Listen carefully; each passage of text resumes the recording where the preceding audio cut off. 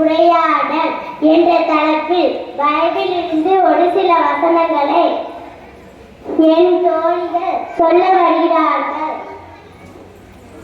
உங்களுடைய கருத்து வேறுபாடுகள் இல்லாமல் அனைவரும் ஒரே மனிதராய் ஒரே சிந்தனையினராய் முழு ஒற்றுமை கொண்டு இருங்கள்.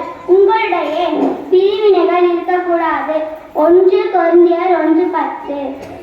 அன்போடு உண்மையை பேசி தடையாங்கிய கிறிஸ்துவோடு இணைந்து வளர வேண்டும். எபேசியர் 4:15. உங்கள் பேச்சில் எப்பொழுதும் கனிவும் சுவையும் விளங்கட்டும்.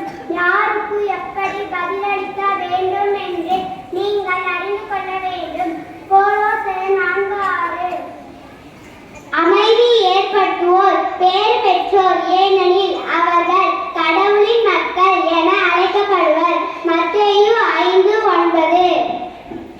தீமையின்றி விலகி நன்மையை செய், அமைதியை நாடி அதை தொடர்ந்து செல். சிற்பாடல்கள் 34:14.